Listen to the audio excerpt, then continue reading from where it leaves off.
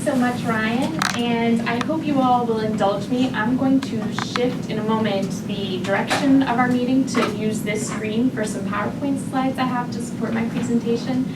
We had some technological challenges. The light is burned out on our projector, but as I always say, it's great to practice technological challenges at Toastmasters meetings. So when you encounter them in things that really matter, work, where you're getting paid, or some big presentation to the public, and something like that happens, at least you know, hey, I've dealt with this before. So as Ryan mentioned, I am going to talk about giving effective feedback. And similar to Nelson's practice this morning, or earlier in reflecting and sort of taking a step back, taking a moment to pause, what I'd ask you to do is take a moment to think about a time that you received effective feedback. Someone suggested something to you, someone challenged you in some way, and you incorporated what they said and altered your activity, your behavior to good effect. So if you'll reflect on that, I'll move over this way.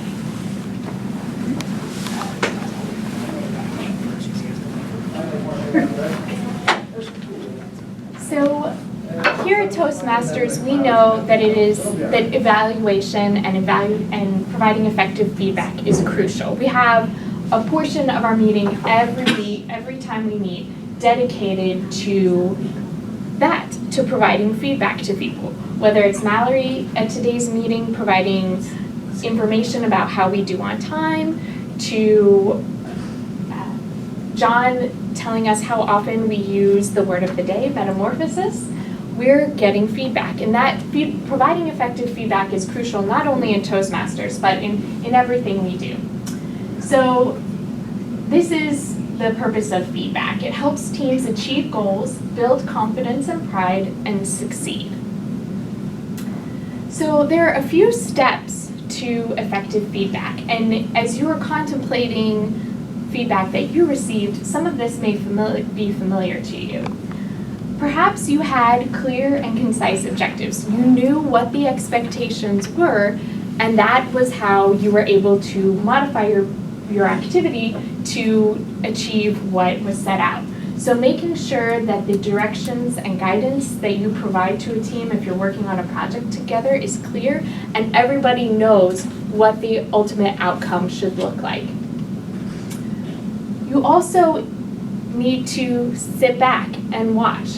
You can't, as Alex was saying, a good mentor doesn't just speak and tell you the whole time. That's kind of the lowest level of a mentor. You really need to observe what's going on in team performance so you can then say, hey, this is great, this is where our weak spots are. What can we do to address those weak spots? You also want to provide effective feedback. And you want to provide it immediately. So it's kind of like when you're training a dog, not that anyone in this room is a dog, but you want to make sure that the dog knows, hey, yes, you're doing a good job, you just sat, I'm proud of you, here's a treat. No, don't poop on the carpet, that's that. If the dog sits and then an hour later you give the dog a treat, the dog is not going to associate it sitting with the treat.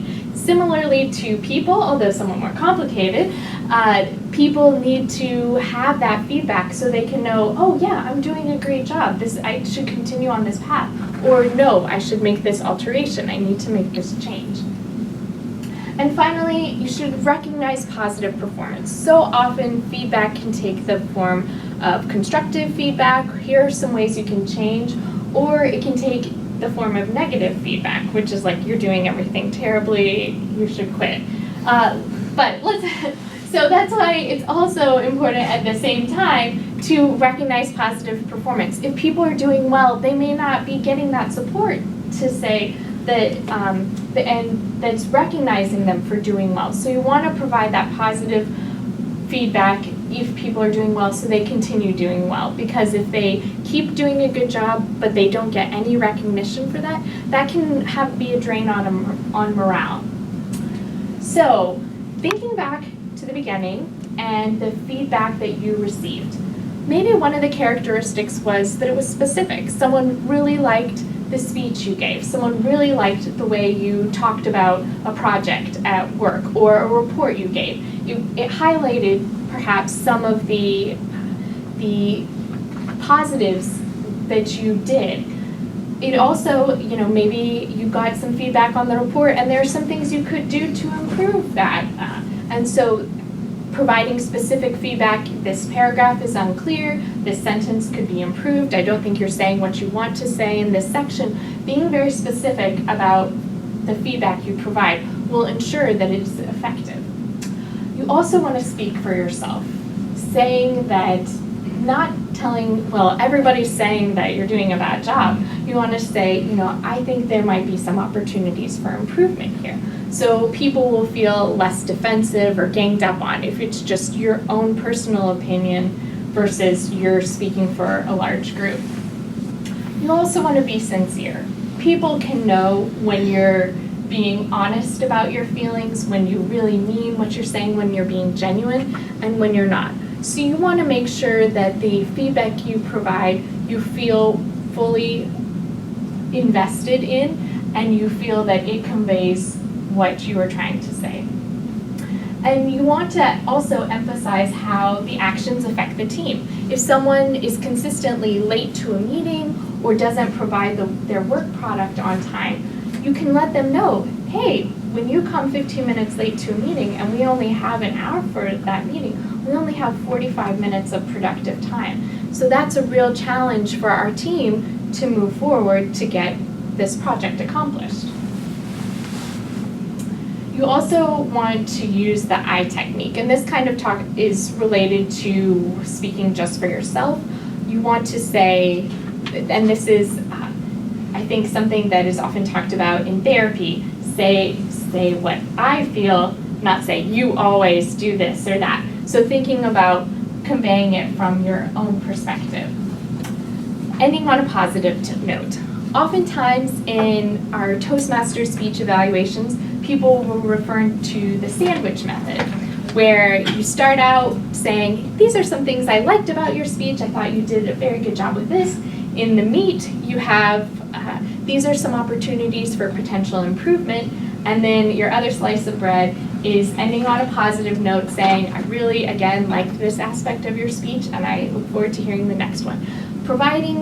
Ending the conversation on a positive note will ensure that people walk away feeling more positive in general about the feedback received and more encouraged to make that change. And of course, as you provide feedback, if you notice improvement, recognize that, highlight that. Tell the person, I know we talked about this, I see you made this change, and then acknowledge that improvement. So additionally, and kind of stemming off of that last note, recognizing positive performance. As I mentioned before, so often the feedback can take the form of the negative, and that does not necessarily help, and that certainly doesn't motivate. So recognizing accomplishments and being specific in that feedback is very helpful. Express your appreciation. That shows the interconnectedness of the work that you're doing, what that person's doing, how the effort they're putting forth, how the change, how the way they've incorporated the feedback you provided affects you. You can express that appreciation. And then you also want to continue encouraging more of the same. You want to encourage that additional behavior, encouraging the dog to sit often. So in conclusion, meaningful feedback reinforces outstanding performance and encourages others to improve. As you can see, effective feedback can be delivered in a variety of ways, but I encourage you to incorporate these techniques in the next time you're delivering feedback, and I look forward to hearing a report, maybe through a speech, about how it goes. Thank you all so much.